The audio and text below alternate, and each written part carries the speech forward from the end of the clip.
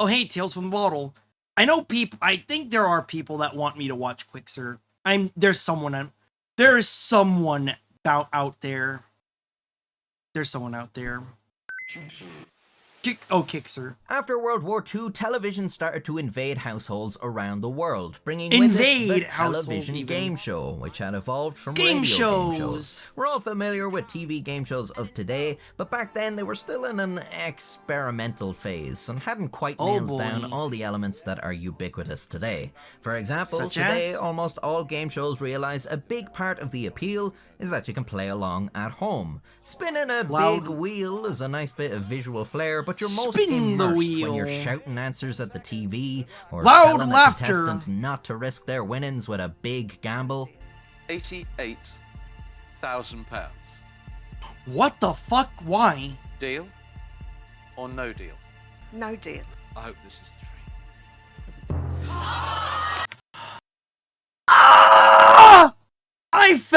I felt second. A single pence. A single pence. Fuck.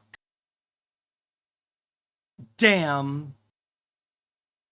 Back in the day, you could go on a game show and then win a pair of nylons. Hell yeah. For quiz shows, this means lots of questions that the average person can answer. But back in the 50s, a lot of these shows featured questions that required an encyclopedic well of knowledge. Let me do one. RT game. Call me Kevin.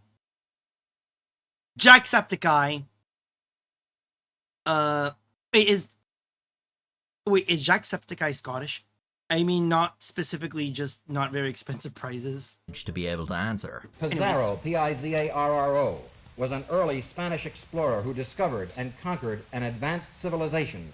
Tell us the civilization he discovered, the country this civilization was in, and the leader of the civilization at the time of the conquest. Would you like time to think it over? As much as you can spare. I mean, at that point, you're just watching. You're not participating. And look how long you'd have to sit there while this guy thinks it over, compared as to how immediate and gratifying TV shows are today. Tell me a word a married man would use to fill in the blank. I would blank for sex. James. Pay. Hey! Oh my god! Yep, modern Family Feud right there. I have to show you the video. Say kill. Kill? Kill? Wait. Kill! Yeah! And there's I love the No More Heroes 2 edit of that. It's so fucking awesome. Meat and Fuck Kingdom, Steve. That's that one. I literally just answered your question.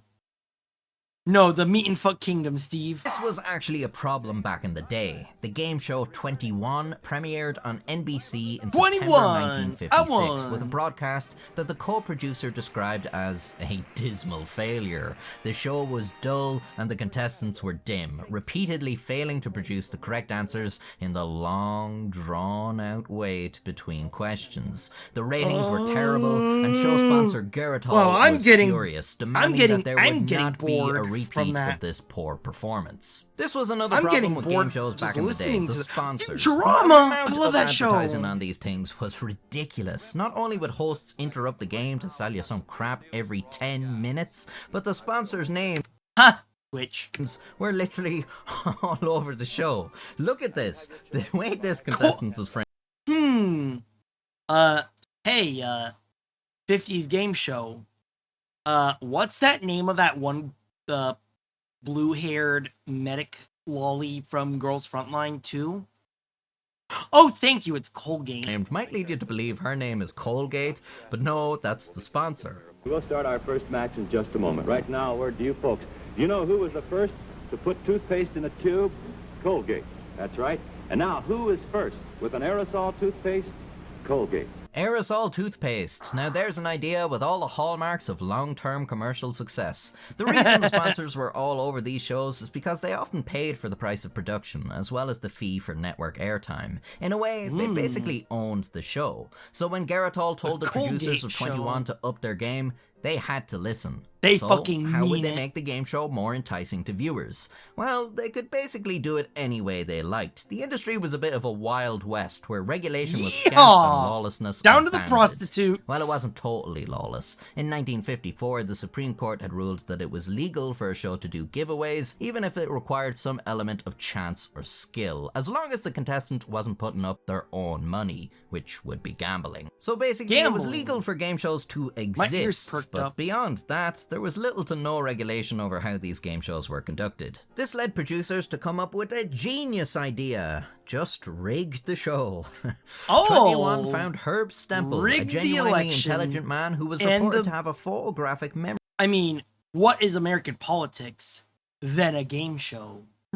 The producers thought they could paint him as a sort of a nerd that would be seen as a know-it-all by the average Joe, who would hope his opponent would best him. And Herb, you got your $69,500 riding here at stake. How do you feel, okay? That's fine, thank you.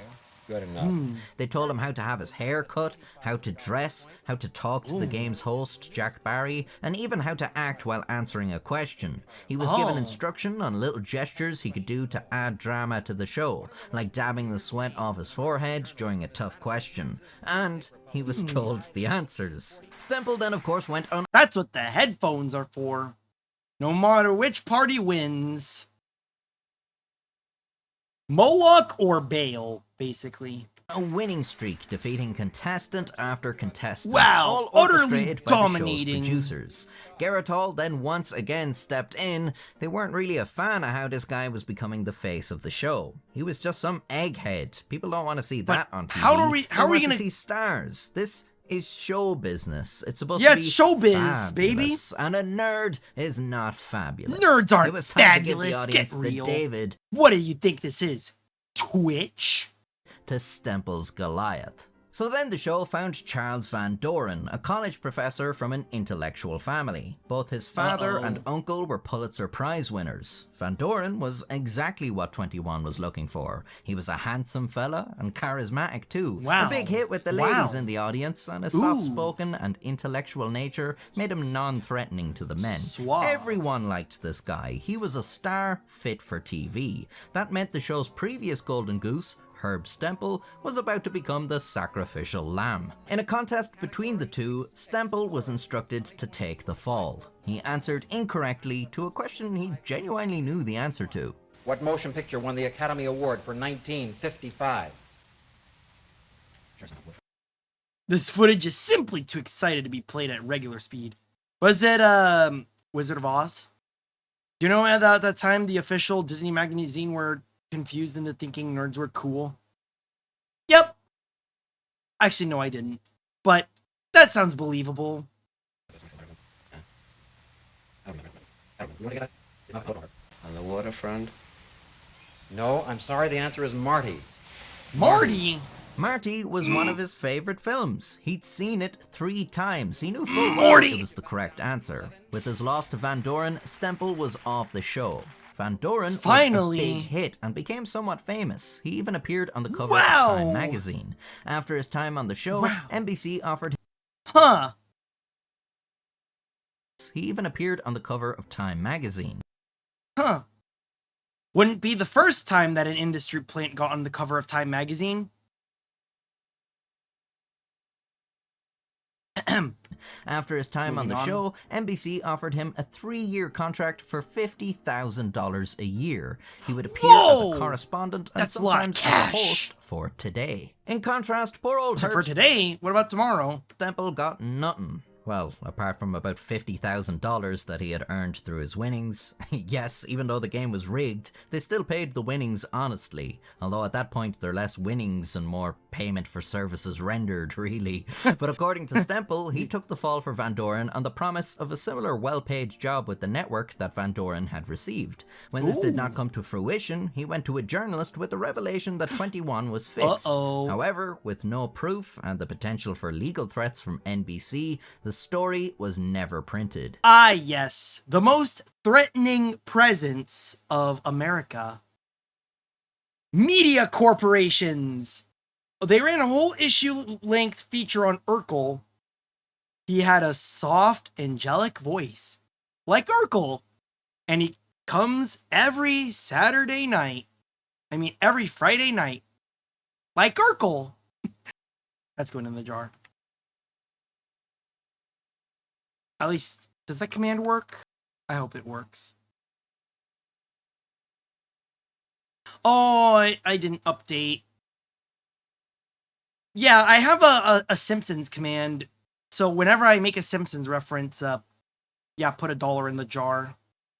Because I am very well known.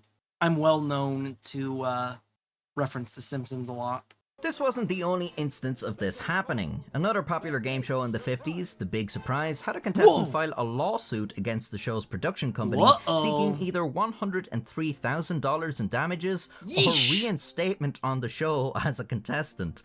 I didn't think judges had that kind of power. Well, now I want to give a warm welcome to our next contestant who joins us under legal obligation. She claims that the show had warm-up sessions off-air, during which she was asked a question that she didn't know the answer to. This question was put to her again during the televised show, leading her to believe the producers were using the warm-up sessions to assess contestants' knowledge, so that they could essentially decide who would win and who would lose, because they knew what the contestants knew, and more importantly, what they didn't know. This led to the show's sponsor, Revlon, to ask the producers... Then again, that is showbiz. ...if this was true. They denied it. But no one could deny that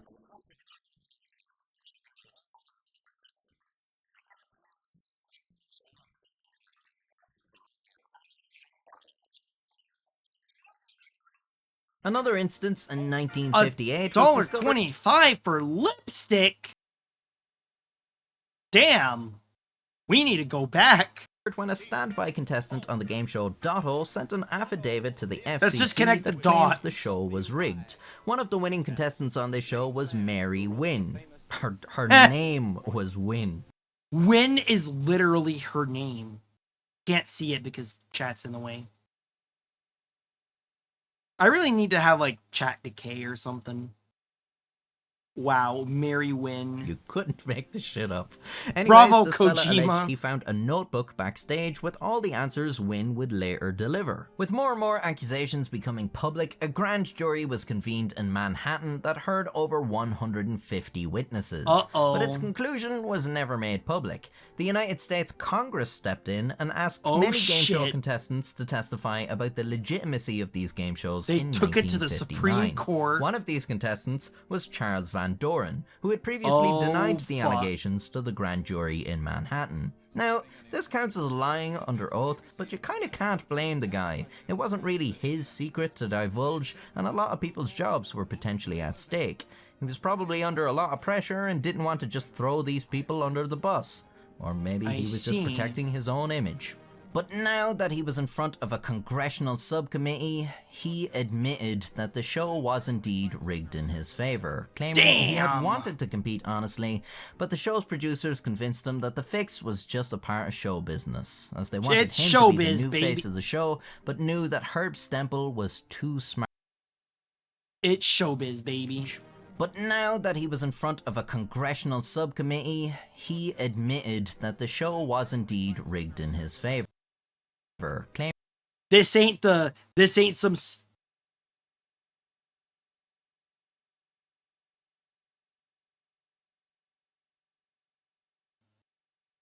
Come on. This ain't some small town hick town. This is the big leagues. This is the big leagues. This is Congress. I mean, he had wanted to compete honestly, sorry for the pauses, by the way. But the show's producers convinced him that the fix was just a part of show business, as they wanted him to be the new face of the show, but knew that Herb Stempel was too smart to risk a genuine contest. Of course, this was just his words, and many other people had said the game shows were legitimate. Congress needed indisputable evidence. And they got it. A contestant on 21, James Snodgrass, had written down the answers he was coached on during his time on the show. Not only that, he had then mailed these notes to himself in registered letters, so the dates they were sent were verifiable. Thus, he had proof he knew the answers before the show was now even that filmed. is some 5D The next chess. year, in 1960, Congress amended the Communications Act of 1934 to make rigged game shows illegal. The Wild West was at an end. 18 game show contestants pleaded guilty to lying under oath to the grand jury, including Van Doren. They all received suspended sentences. The grand jury suspected that about 2/3 of the 150 witnesses had lied. The problem was only 18 of them admitted it, and it would be hard to prove each of them had knowledge of the fixing. Charles Van Doren was now seen by the public as a cheater and a liar. He resigned from his cheater, post a devil, a whore, and he sells, she sells down by the seashore. At Columbia College, and NBC dropped him. His reputation was tarnished, and apparently even his own father was disappointed in him. That Rightfully seems a bit so. harsh. I mean, he was kind of put in a tough situation. It's the game show producers who were really at fault. The scandal had a big impact on the public's perception of showbiz. You know, whatever. For all its glitz and glamour, it was a dirty industry that had been exposed for what it was: shallow, fake, and consumed by greed. 21, Dotto, and The Big Surprise were all cancelled in the wake of the quiz show scandal, as well as a whole host of other game shows. For a few years, there was no successful quiz show, a fact that TV host and producer Merv Griffin lamented with his wife in 1963. Merv Griffin? A game That show sounds is such familiar. a great concept, but since the scandal, everyone would think every show is giving the contestants the answers. His wife replied, well, why not give them the answers? Then they have to think of the question. Like, if you tell me the answer is 5,280, I have to tell you the question is how many feet in a mile. Huh. What a novel concept for a game show. Sounds kind of familiar. Don't you think? Wink, wink. Good idea, but yeah, where's the tension? Well, they lose some of their winnings if they ask the wrong question. That'll put them in jeopardy. A year later... Wait, let me do the thing. Some of their winnings if they ask the wrong question. That'll put them in jeopardy. Say that again. A year later, Jeopardy debuted to massive success. The There it game show is. was back in business. My second favorite TV game show. Can you guess what my first one is? That's right, Celebrity Jeopardy. Actually, no, it's Family Feud. Yeah, Jeopardy is actually one of my favorite TV game shows because I played a lot of that in like middle school and high school. Like I love that. I love Jeopardy. Man, I want to get on. I really wanted to get on VTuber Jeopardy, but alas, I am not popular enough. I'm not famous anymore. And business was good. Jeopardy remains one of the longest running game shows of all time. Today, game shows are a far cry from their 1950s predecessors. They're fast, they're exciting, they encourage audience participation, and the sponsors are, well, they're still there, but it's not as bad as it used to be.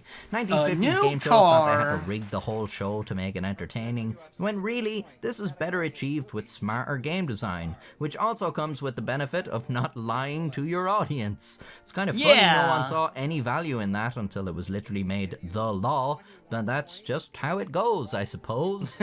Oh, wow, I'm a poet and I didn't know it, but my feet show it because they're long fellas. Anyways, if you liked the video or learned something, I have plenty more for you to enjoy.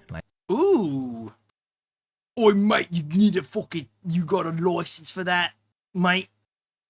But yeah. Wait, is that fucking AI? No, this guy's shit. I hate it. No, I'm just kidding. Yeah, I like this. Wow, this is from a year ago, but yeah. You, sir, have earned a new sub. You have earned a new subscriber. So thanks for that. Qxir. There's an important discussion to be made. Rigged game shows are illegal, but you call your show a reality show like Survivor or Big Brother and all bets are off. Holy shit, that is true. Name a famous Irishman. Mega laughing. I wonder if someone's gonna make... No, there's no Jacksepticeye. How about... No, Kevin? Aww. Hitman? Well, oh, like, actually, like the game Hitman, or is it about Hitman? Steve Harvey raising fists after the dude said kill for sex had me into. Oh, yeah, that's right. Oh, yeah, here it is. We asked 100 married men, what game would you hate for your wife to walk in on you playing? Meat and fuck kingdom, Steve. Meat and huh? And yeah, as you saw, there was an Undertale, Deltarune version. This is going in greatest. This is going in greatest. Because this is legitimately one of my favorite videos of all time. I probably already had it in there, but it's always fun to watch again.